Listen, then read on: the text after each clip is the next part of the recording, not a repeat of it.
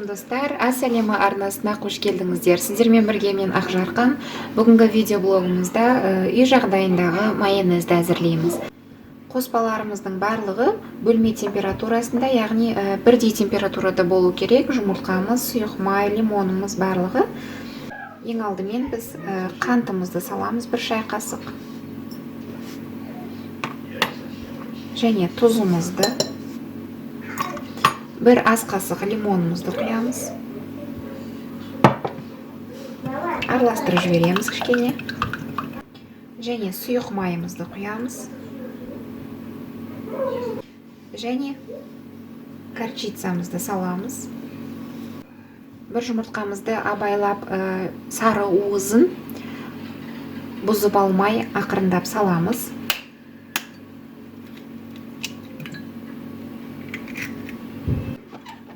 Енді бізге блендер қажет болады. Жіңішке ыдысқа салып араластыруымыз керек. Яғни шайқауымыз керек. Блендеріміздің жаңағы жан-жағында көп орын болмау керек. Яғни кең ыдыс қажет емес. Осындай жіңішке ұзындау ыдыс немесе банка алсаңыздар да болады. Және жұмыртқаның сарысын басамыз. Ыдысымыздың түбіне жеткіздік. Яғни қойдық блендерімізді. Енді тоқтаусыз аппақ майонезге айналғанша блендерімізді қозғамаймыз, орнынан тек қосамыз.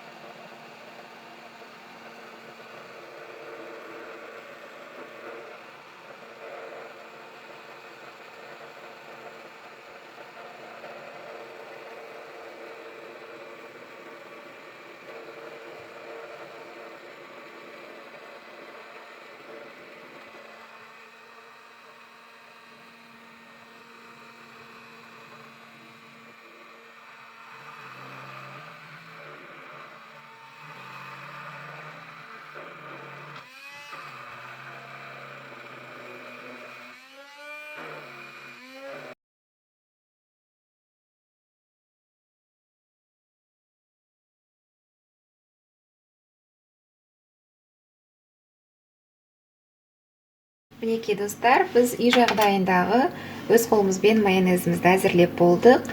Дүкеннің провансаль майонезінен ешқандай айырмашылығы жоқ. Дәмі дәл сондай, ешқандай қоспасыз өз қолымызбен дайындадық. Салаттарыңызға қоса берсеңіздер болады. 5 минутта дайындалады, өздеріңіз көргендей. Дәмі сондай дәмді.